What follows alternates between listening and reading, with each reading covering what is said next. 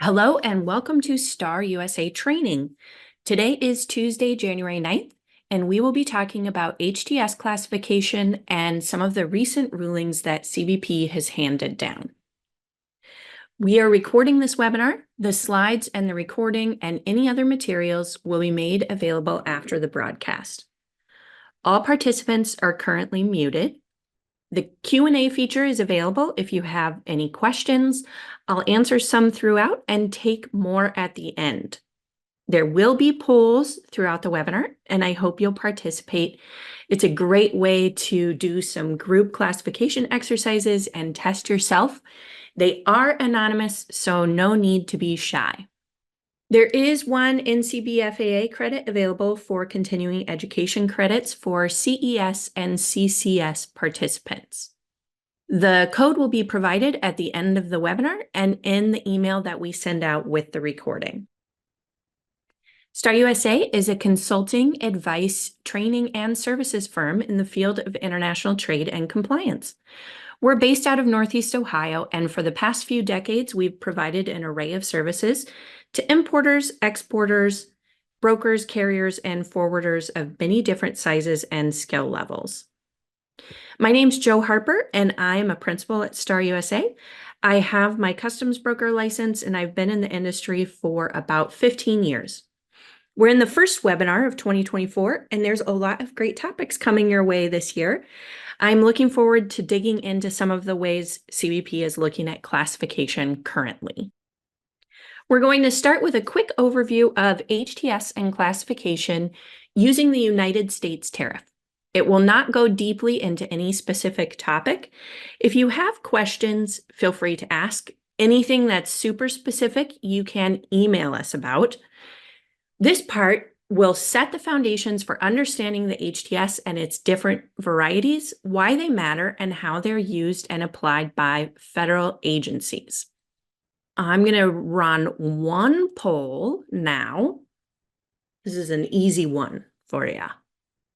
Throughout this series, we're going to use HTS or HTS US as our preferred terminology, but the underlying principles are broadly applicable regardless of which system you're using in the moment.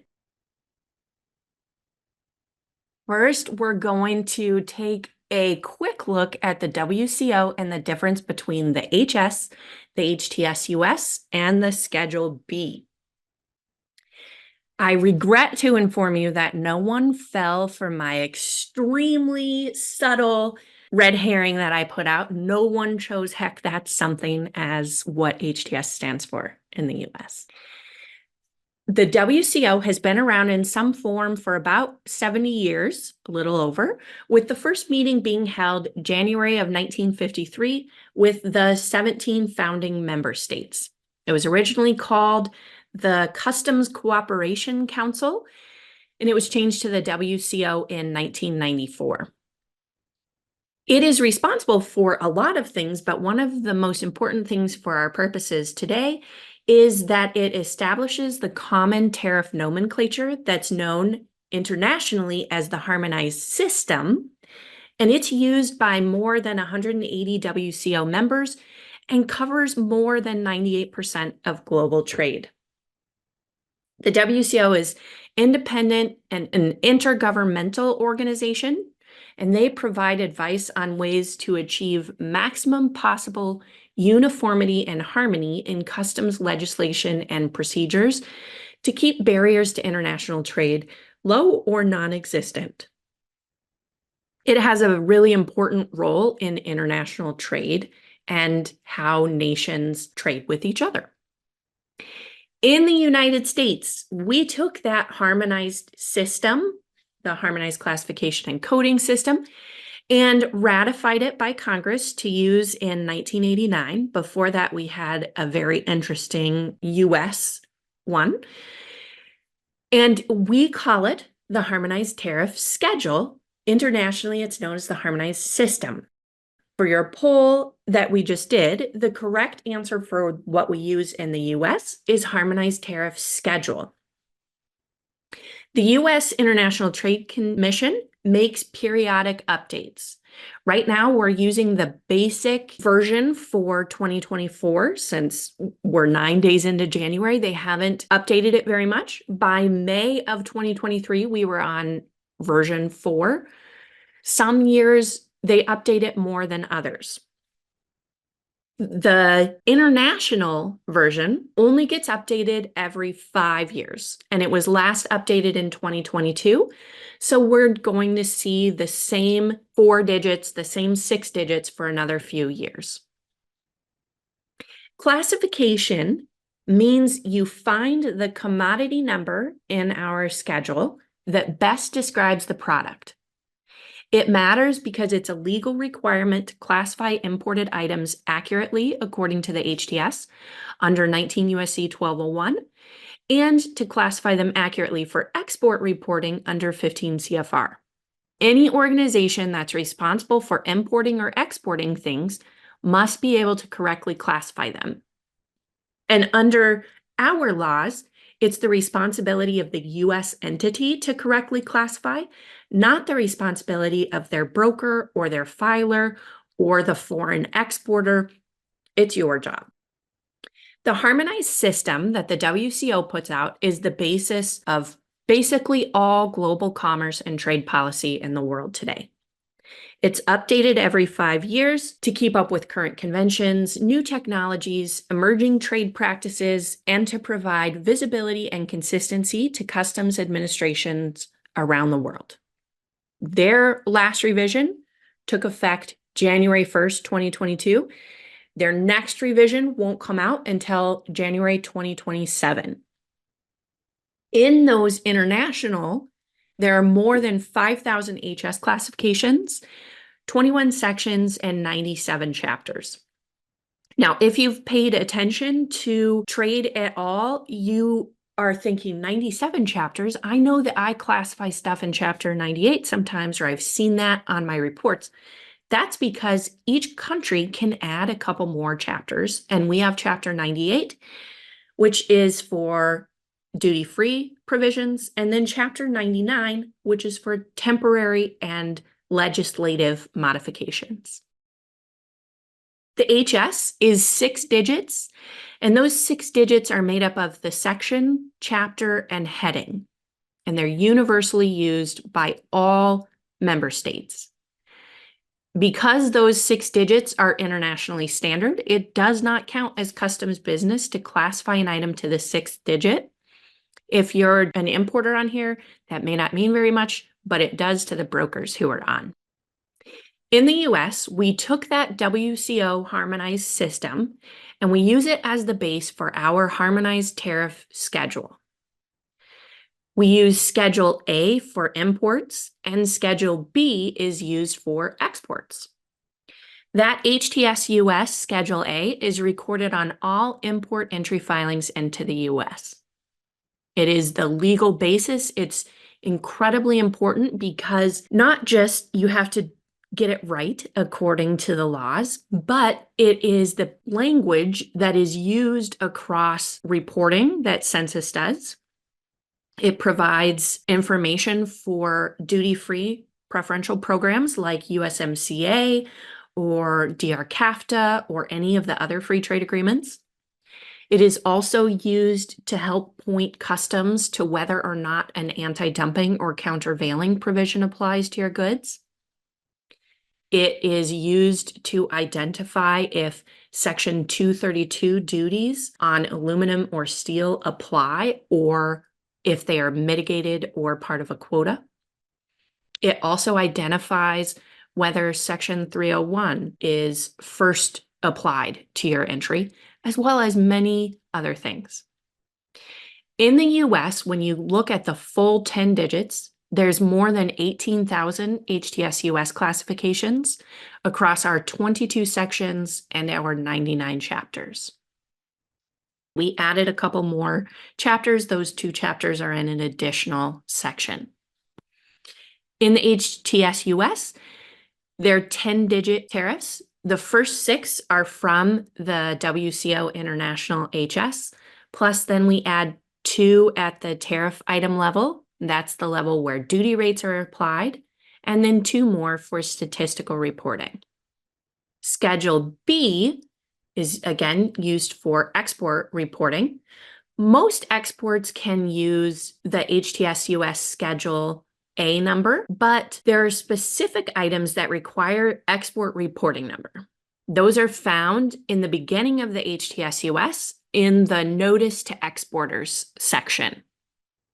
You can only use Schedule B provisions for exports. If you usually export an item and you're trying to import it using the Schedule B provision, you can't do that. It won't let you. If you mainly export, you'll probably prefer using the Schedule B because it's much simpler than the Schedule A. There's only about 9,000 classifications, and it is also 10 digits long, but it's a lot simpler.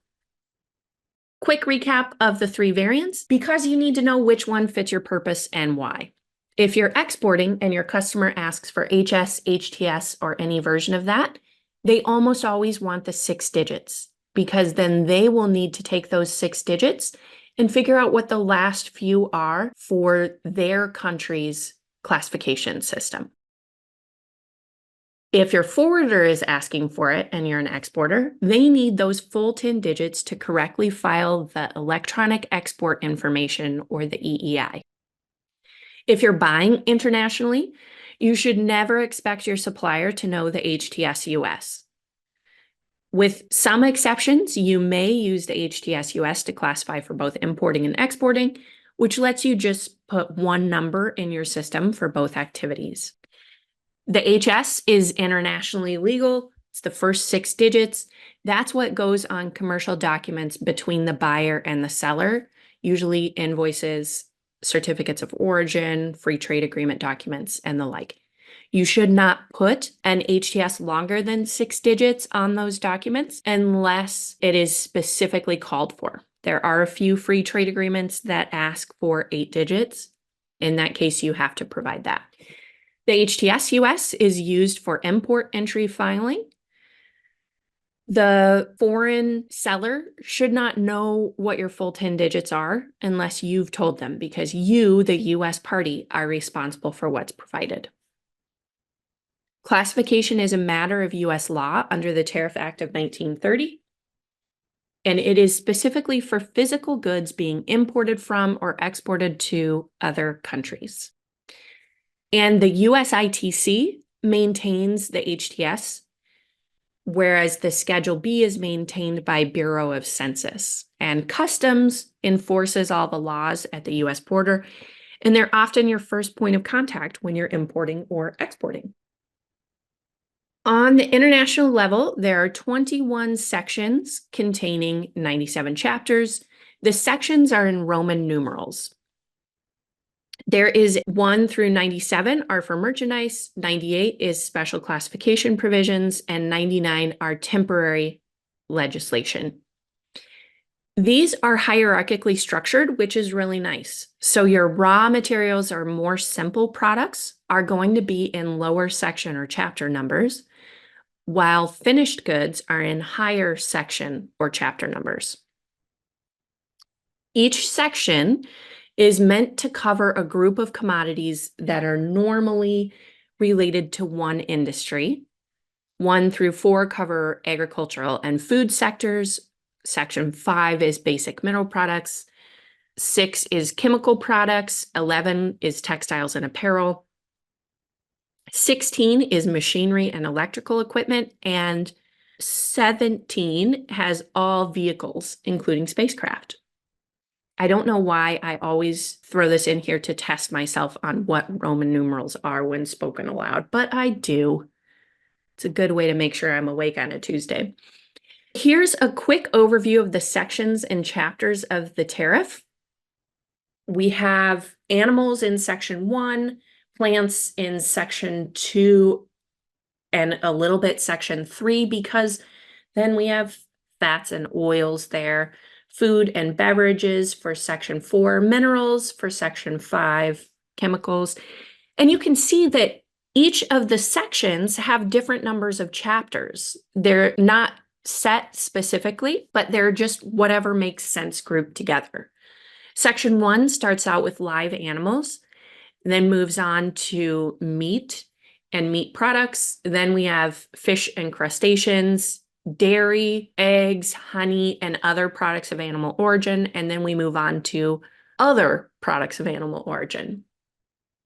Vegetable products, plants, starts with live trees and then edible vegetables and then edible fruits and nuts, and moves on to coffee, tea, cereals.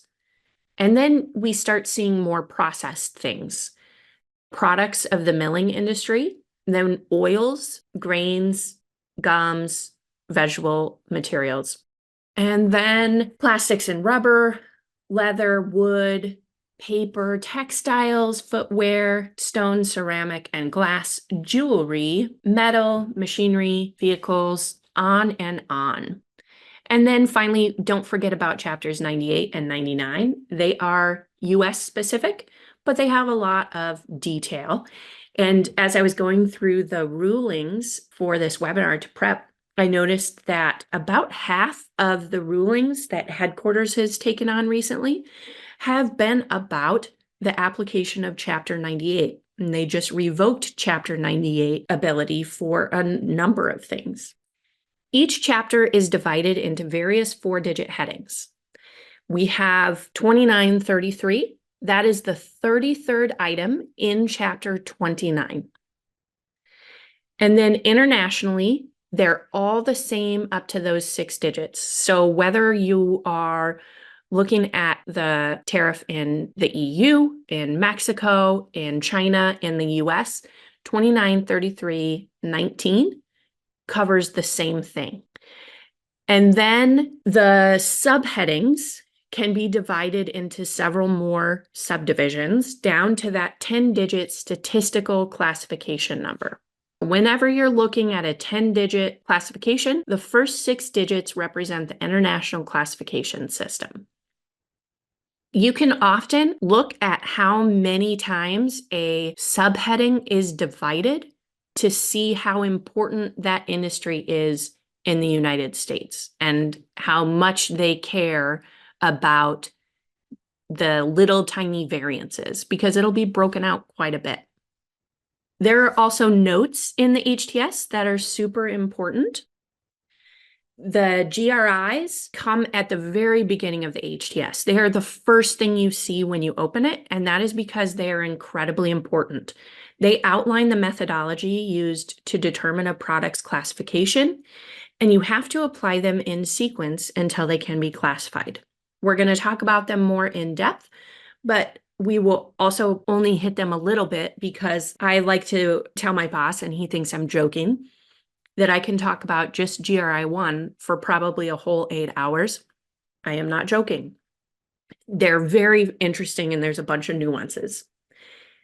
Then we have the general notes. GRI 1 is the first general note, but then we have a bunch more rules for the HTS.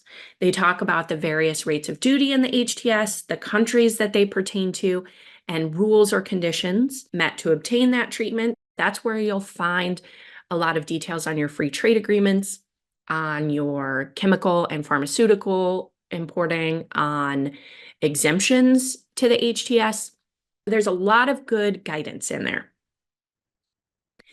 When you are classifying, once you've gotten into kind of the meat of the tariff, where you're looking at what I'm going to show you on the next slide, it's still really, really important to think about your legal notes. And your legal notes are your section notes, your chapter notes, your US notes, and your statistical notes. Your section notes often dictate the terms or meaning of words or principles in that section. And they might also say what goods are included in or excluded from the section. They are super important when you are trying to look at and see if your item is classified in a chapter within a section. Do not forget to check your section notes. Then your chapter notes are internationally prescribed. Each individual country cannot change them. There may be heading notes or subheading notes. Heading notes explain how an individual 4-digit provision covers things, whereas subheading notes talk about that 6-digit HS. And then in 98 and 99, chapter notes establish criteria for duty treatment in those chapters. And they might say how duty rates are applied in addition to the chapters 1 through 97 provisions. US notes are in chapters 98 and 99, but they can also define terms in or coverage of those 8-digit US subheadings. They cannot change the meaning or coverage of the international notes. They are their own thing. You will see sometimes that a word or term means one thing in the 6-digit definition wording and means a different thing in the 10-digit definition wording. It's really important to read all of the notes when you're looking at something. And then statistical notes define terms used at the 10-digit level, and they tell you how to report, import, and export data. Legal notes are incredibly important. You have to follow them, and they often are a little bit fun to read, and you might need to ask for help on how to interpret them. Here's an example of a page of the HTS. This is what I was referring to on the last time as the meat of classification. You'll see that there's multiple columns.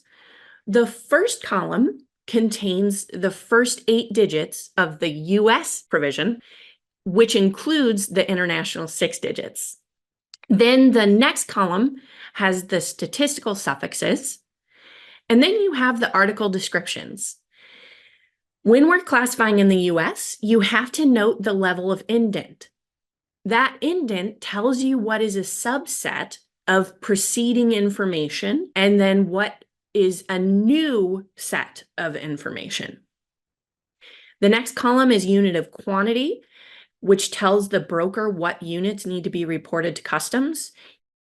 This does not mean that you do not need to report. This means you need to report the number of items. You will see things like kilogram or dozen or meters squared or barrels. There's all sorts of different units of measure that would need to be reported depending on the item. And then the next column that actually has 3 columns is rates of duty. Column 1 covers 2 options. We have the general rate of duty without a free trade agreement, and then the special rate of duty, which applies when an article meets the originating requirements for a specific general note. And you'll see as we go through that there are little letters that tell you which program it could apply to. The general rate of duty sometimes has footnotes, and an example of that's here. There's a little tiny 1 in blue text. It means you need to look at 9903-8801. That is a Chapter 99 classification for Section 301s, saying that that rate of duty will apply if the goods you're importing are from China. And then abbreviations in the special column would tell us which program applies for that particular HTS. And finally is column 2, which covers countries that we charge a higher rate of duty in order to discourage imports from them. I'm going to run a poll for you.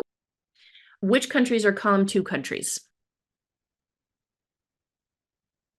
While you do that, we had a great question come in about if notes conflict, the general notes, the notes in classification, which takes precedence? The answer is depending on at which level you're classifying, that note takes precedence. If there is an international note that says at the 4-digit level, this definition applies, you would use that definition when you are looking at and reading this 4-digit.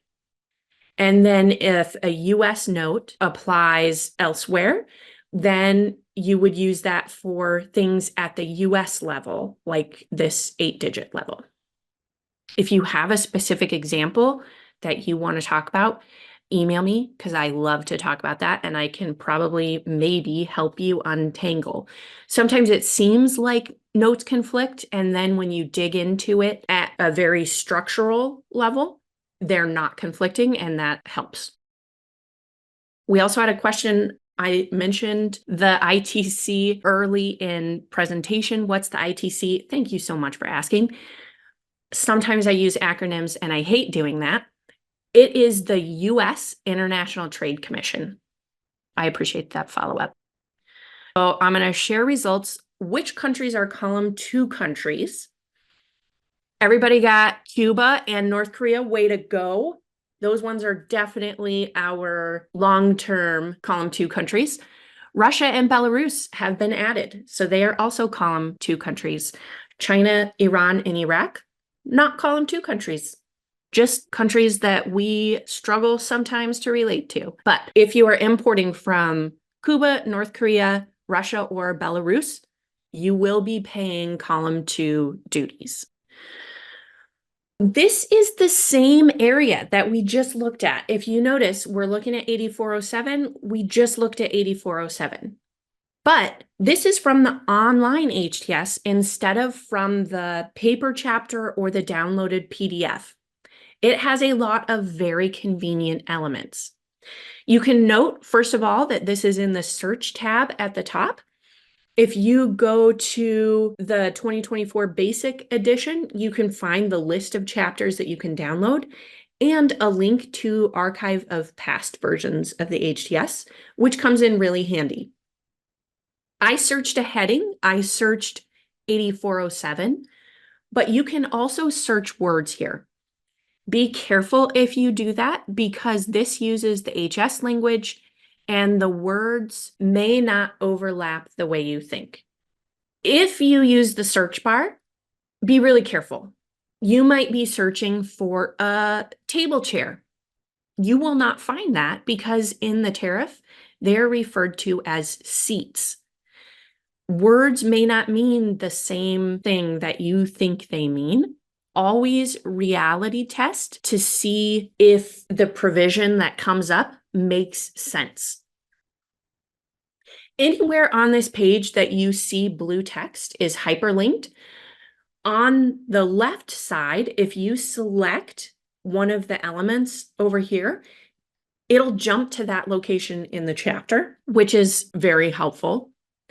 And then there's hyperlinks in the statistical suffix column, those blue 00, 20, 40, 60, 90, which will open a new window in CROSS, which we'll talk about again in a little bit, to pull up any published customs ruling with that particular HTS. The special rates of duty won't take you to a location, but if you hover over them, they'll tell you what special program those items qualify for. This column's blank because everything here is free, so you don't need special programs. And then the tabs rates, chapter notes, and section notes mean exactly what they say. I love this version. It has been a controversial update in our office, but I love it because I love being able to switch very quickly between the section notes and the headings and the chapter notes and the headings without having to scroll back to the top of a PDF or having to flip between 8 pages. I love that. And then you can also download a chapter from this location. I am going to share a poll with you, and then I will answer some more questions while we take that. We got a question on how to classify something. I'm going to hold on to that, and we can talk about that later. The question was, what does 8407 100040, what does that cover, this provision? To first get there, we look at 8407, and 8407 is spark ignition reciprocating or rotary internal combustion piston engines. 8407-10 is aircraft engines. We know it's an aircraft engine. The next thing that is marine propulsion engines is 8407.2.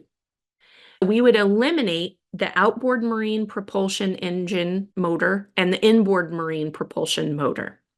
Now we only have three options that it could be. It could be a military aircraft engine, a new civil aircraft engine, or a used civil aircraft engine. We know it's an aircraft engine, and we have two items at the same level. We have for use in civil aircraft and then other. If we wanted it to be a military aircraft engine, it would need to be 8407100090. And we're not there, we're 8407100040. It's not that military aircraft engine. Then we are looking at whether it is a new civil aircraft engine or a used civil aircraft engine. New are these two indented items, 20 and 40, and used is 8407100060 out here. We know it's either new or used. We're looking at 40, and that's under new. It's going to be the new civil aircraft engine greater than or equal to 373 kilowatts, which most of you got. Way to go, everybody. Let's jump into how to classify itself. We're going to talk a little bit about the GRIs because they are super duper important, and then we'll talk about some of the classification steps. For GRIs, one of the very first things is you have to compare items at the same level of indentation. If you look back here, you would only compare things that are the same spacing, aircraft or marine propulsion, for use in civil aircraft or other, outboard motors or other. So you have to compare at the same level of indentation. I always start with headings. That's your base element. GRI 1 is the most common GRI. Almost all items can be classified using GRI 1. You only move on from GRI 1 if you cannot classify using that. If you can, it takes precedence. And it says you classify using the words in the heading and the legal notes. Sounds really simple. It is not. The legal notes might have you flipping back and forth between 15. You will dive into Oxford Dictionary about little words in a heading description like you never imagined you would. But that's where you start. You always start with your heading description wording and your section notes, your chapter notes. That's where you go.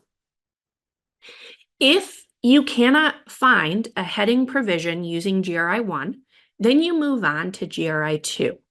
And what GRI 2 does is it expands the scope of the headings to include incomplete or unfinished items or disassembled, unassembled items. And it also says that a reference includes mixtures, composite goods, and the like. If something is a mix, a composite good, or a set, you can't figure out which heading it goes in using GRI 2. You have to use GRI 3 to decide between, but GRI 2 kind of opens up the headings and expands them.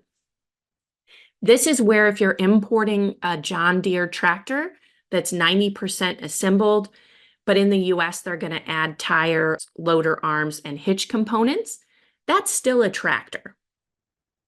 This is how your IKEA bookcase that comes flat packed in a box still counts as a bookcase. That's GRI 2. I think of GRI 2 as my IKEA rule. If GRI 2 gave me a bunch more options, then I use GRI 3 to pick between the options. And there's three parts of GRI 3, and they must be applied in order. 3A, this is where comparing at the same indentation level matters a lot because subheadings are almost always more specific than headings. You have to compare at the same level. And GRI 3A says you use a more specific description over a general description. So if I have a provision that's for orange slinkies, I would use that heading over random plastic items if I'm importing an orange slinky. If I'm not importing an orange slinky, I would use something else. 3B is when you have those mixtures, your composite goods, and your sets. That says you use the essential character. And we're going to talk a lot about essential character in some of our updated rulings and more on the next slide. One example is a decorative lantern that's 13 inches in diameter, 22 inches tall. It's thin rattan rods that are crisscrossed in lattice that lets the light shine through. A plastic battery-operated light that looks like a flame. Customs says the essential character is the item that the light is shining through, not the light bulb. That's the rattan rods. If it was an iron scroll work that the light was shining through, it would be iron. And then 3C, this is my favorite rule. You're not supposed to have favorites, but I have one. What it says is if you're looking at a bunch of different heading options and the legal notes do not direct you to one or another, they are the same amount of specificity, and you cannot decide essential character because all of the parts are equally important, then you pick the last heading numerically of those that you're considering. An example is a window cleaner. It's an aluminum frame with polyester microfiber fabrics attached to plastic extension arms, and it's used to clean glass. You don't have a specific provision for that window cleaner. So you're looking at the components, and we have plastic in chapter 39, textiles in chapter 50 through 63, and the aluminum frame is in chapter 76. Customs says they all are necessary to do the work, so you can't pick one for essential character.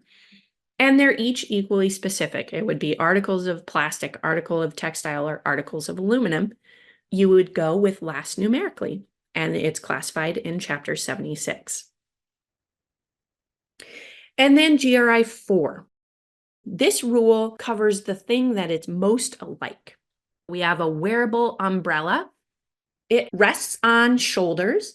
It has a little cutout for the head, clear plastic sheeting that covers the head on a light steel framework that protects the upper arms, the head, the body, and then it has some small straps that you can hold, and it collapses down into a disc. When you look at umbrellas in the tariff, they talk about having specific parts, and you classify it based on those parts. This does not have a handle at all, and that's a pretty normal part of an umbrella, but it's still essentially a wearable umbrella, so you classify it as an umbrella in the umbrella heading, even though it doesn't have some of the parts that you think of when you think of an umbrella. GRI 5 has two parts. It covers packaging, both the items that are sold with and used for, and items that are long-term use. Basically, you classify packaging with the goods that they're imported with, unless it's very unique items. A musical instrument case is classified with that musical instrument as long as it's imported together. If they're imported separately, they're classified separately. A tent that comes in a carrying bag, that bag is classified with the tent. You don't have to classify it separately as a nylon tent bag. And that's really nice and useful. GRI 6 covers how you classify things at a subheading level. And it says when you're looking at that, at the subheading, after you've already selected a heading, go back through and use your GRIs for the same way. You might have 2 or 3 GRIs listed because you might use GRI 1 to pick a heading, but then you have to use GRI 3B to get to a subheading. And then each country is allowed to add their own GRIs to say, hey, we have these six are good, but we want you to have other rules that direct you on how to classify things here in our country farther. Usually you see A and C most often. A says that in the US, the principal use is the use of the product at the time of the import or entry. If you are importing a tire, this is my tired example. If you're importing a tire and for some reason, everyone in the United States has stopped driving motor vehicles and all tires are now being used as planters. When you import it, you would classify it as a planter. You would not import it and classify it as a tire for a motor vehicle. Now, that's a super far out example, but that's what this rule is there for. Actual use, if you are using an actual use provision, that has to be meant to be used that way at the time of import, used that way, and then proven within 3 years of entry. C says that if you are classifying a part, the specific description for that item is used over a parts of provision unless the legal note contradicts it. If I am bringing in a bolt, I classify it as a bolt instead of a part of a bicycle. And then 1D talks about goods that are textiles. One more poll for you. This is asking you which GRI tells you how to classify items at the 5th digit. And this is a little bit of a trick question. I should have said 8th digit, I think. Here we go. I'm going to share results. What I was going after was which of the GRIs covers subheading directions, and that would be GRI 6. Because the first GRIs tell you how to select a heading, and usually we see headings referred to as the first 4 digits. And then GRI 6 says, when you're classifying beyond those first 4 digits, go back and use those GRIs again, but you don't see subheadings, which is past those 4 digits, referred to until GRI 6. That was a bit of a trick question. Sorry about that. Essential character. Essential character is a really key concept and one that is argued extensively. You can search essential character on CROSS in the Customs Ruling online search system and read for days if you want to. It's also important in a lot of court cases. And these key elements that I've laid out on the slide actually come from many court cases. Essential character is relevant for GRIs 2 and 3B. Essential character is the single attribute that marks or distinguishes what an article is. It could be the attribute that's indispensable to the structure, core, or condition of the article, and it is determined on a case-by-case basis. Some of the elements are the nature of the materials, bulk, quality, quantity, weight, value, and role in relation to use. So we're going to look at an example. I chose this one because it made me crack up a lot. And it's also a really recent New York customs ruling. This is the plant pets with a Z, high planty with an exclamation mark. It is an electronic greeting device that's designed to be put into a potted plant. You put the stainless steel probe into the soil, and that it creates a capacitive field around the plant, has a microphone, speaker, and it can also hold a greeting card. And when you touch the plant, the recorded message will then play. I'm going to launch a poll, and you can see how you would classify this.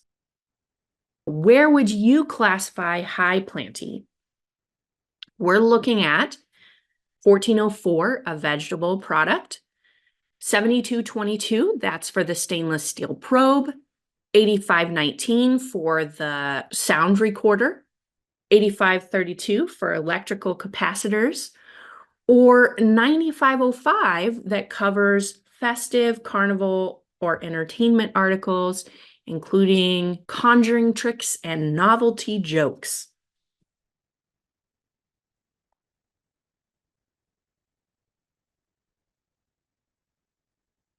Five more seconds, and then we'll call this poll.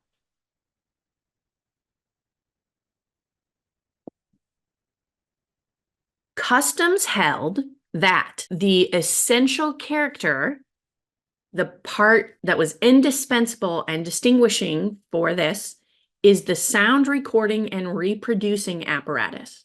Without the speaker and microphone and the recorded message, the plant wouldn't talk. They ultimately classified it as 8519, which more than 60% of you chose. Nice work, everybody. Steps of classification. The very first thing you need to do is know your product. You need to know what it's made of, how it functions, where it's used, and what it can do. You want to have technical drawings, sales literature, because you need to know how it's marketed and what it's sold for. You should have the bills of materials so you know what percentage of the composition is what and how much each of those parts cost. And then you should talk to experts on this product in order to fully know what it is, in order to classify it. Once you know your product, you're going to pick one or more headings that may apply to the goods. I like to have a minimum of 3. I gave you 5 on the last one. Cast your net wide. Think big. Pick some headings. And then look at the section and chapter notes to see if the goods are excluded with a redirect, included, or defined for that section. Then you're going to look at the chapter notes for each of those possible headings the same way. And you're going to note down, chapter 59, note 2 excludes this from this chapter, so I am eliminating this chapter. Then you're going to apply your GRIs to select your proper 4-digit heading, and then go on to the subheading level. That's where you'll look at the subheading options within that heading, all at the same level of indentation, and read the subheading notes for that chapter. Make sure you remember that if you classify an item using the heading descriptions and the legal notes, you have classified it according to GRI 1. Then whatever you do, make sure that you document it. Because not only is it nice for future people in your role, but it's really nice for the you 5 years from now. Because once you've classified hundreds of other items and you have thought about millions of other things, your logic that you use today will not make as much sense as it does to you right now. Always keep a log of the headings you considered, why you eliminated them, and the details that made you select the heading that you did. I got a question about bolt for a bicycle and what chapter that might be under. If I was classifying a bolt that was part of a bicycle and it was being imported separately from the bicycle or separately from an unassembled bicycle, I would classify it as a bolt. And so that would be dependent on what the bolt was made of. It would be in chapter 73 if it was made of iron or steel, in chapter 76 if it was aluminum and the like. And I would classify it that way instead of classifying it as a part of a bicycle, which is in the 80s. I think it's chapter 87, but I don't have my headings right with me. But I would classify it as a bolt. Here's a point that MSDS or safety data sheets only report hazardous materials, so they won't necessarily give you composition percentages of all the materials in there, especially when you're looking at chemical imports. That's a great point. Thank you so much. Let's move on and take a quick look at recent rulings. This to me is the most fun part of classification. It's the arguments around it. There's 2 major types of logic that provide the basis for interpretation: the customs binding ruling and a court case. If you are looking for a binding ruling, they are issued only to importers, exporters, or other parties with interest in prospective, current, and completed transactions. Most customs rulings can only happen on prospective transactions. That means stuff that hasn't happened yet but is going to. A ruling is a written statement. It's issued in response to a written request. And it could be published, which means that it's been published in the customs bulletin, or it might just be online in the online search system. Not all rulings are published in the customs bulletin, because then the customs bulletin would be thousands of pages long each week instead of only about 100. You need to submit requests for rulings in a letter form with all the relevant facts. Customs issues rulings on all sorts of things. We're talking about classification, but there's also value, carrier rulings, origin, free trade agreements, right to make entry, all sorts of cool stuff. You cannot get a customs ruling if the issue is pending before the Court of International Trade. If they make a ruling and you don't like it, you can escalate it to the director, and they're legally binding until they're modified or revoked.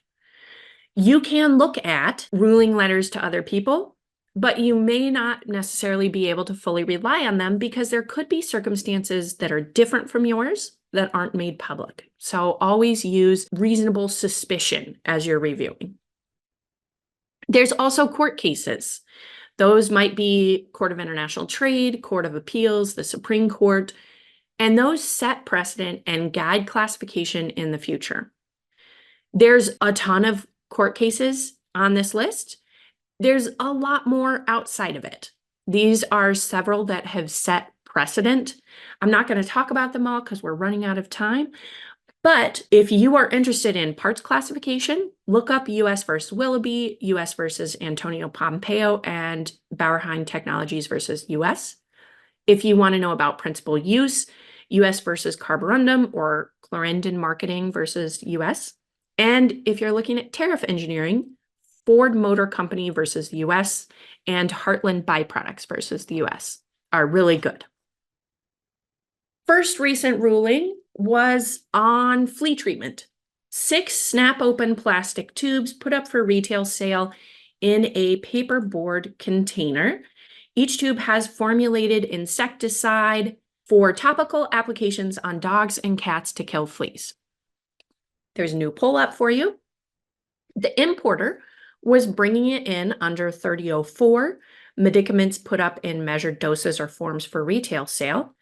And then customs at the border changed it to 3808, and it got escalated up to headquarters. So which one do you think that headquarters picked?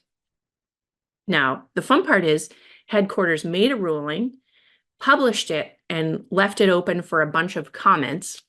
So there was a lot of good discussion and argument, and then the final ruling that headquarters published answered a bunch of those comments. I'm going to give you a few more seconds, then I'm going to talk about the arguments and then show you the results of the poll.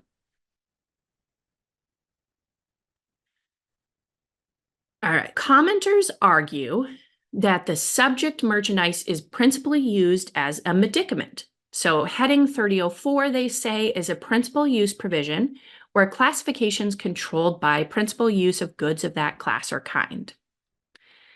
They're applying factors set forth in U.S. versus Carborundum, which was one of the court cases I mentioned on the last slide.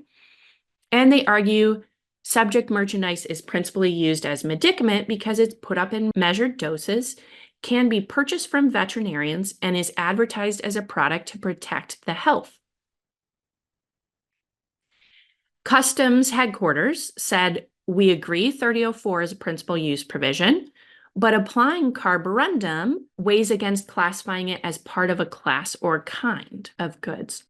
Although it's purchased with the intent of eliminating a pet's pain, it's a flea drop used to eliminate the source of pain. It does not medically treat irritated skin. It is an insecticide. Customs said this is an insecticide. 60% of you agree that it is an insecticide in 3808. That's what headquarters decided as well. Next one, look at this cute little S-Cargo passenger van. These were designed for the Japanese domestic market. It's two-door, it's under 140 inches long, gasoline engine. There are second row bench seats, and some of them have little porthole windows in the rear. Is this classified as 8703 for transport of persons or 8704 for transport of cargo?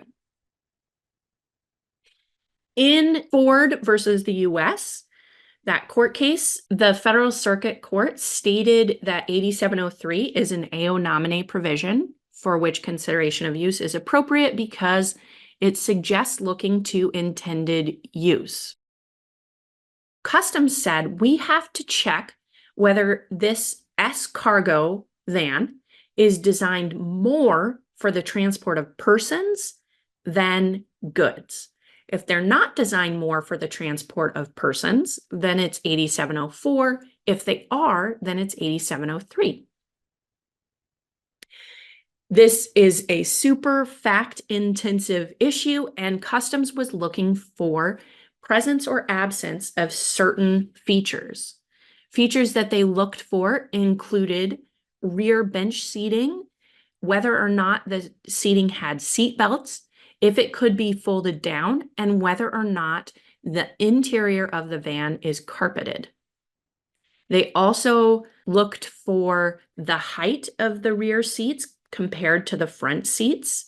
If it is shorter than the front seat, they're usable but not designed for the same type of comfort as the front seats. And the windows in the rear are porthole windows, not in line with the rear bench, so it's not there for the view or ventilation of passengers sitting in the rear. And the doors are also only there for the front seat, and it's more difficult to load passengers into the rear. Customs said these are 8704, which about 60% of you disagreed with. And then finally, we have chrome-plated plastic auto parts. This was a CIT court case. This was slip op 23180, and the question is whether these parts are articles of plastic or they are parts and accessories of motor vehicle. Customs originally said they're in Chapter 39. The importing company argued that they were in 8708, and the write-up on this goes into a lot of depth about what the parts are and how parts of motor vehicles are defined. CIT ultimately agreed with Customs that the goods should be in Chapter 39. That looks like it would probably be an important court case for some of us to read if we're importing parts and accessories of bodies of motor vehicles. There's a number of resources linked on this slide. We will send these out once our recording is edited and get that to you. There's a lot of cool stuff on here. I especially want to shout out this NCSD trade outreach webinars. Customs has been recording and putting out a bunch of webinars that go in depth on specific classifications, and they are very helpful for understanding the way that Customs is looking at interpreting that section right now. So if you import in that area, it's an important thing to take a look at. The code for NCBFAA credits is here on the screen. We'll also send that out when we send out the recording and materials. Thank you so much for attending and being with us today. We hope you have an excellent rest of your week, and we will talk to you soon.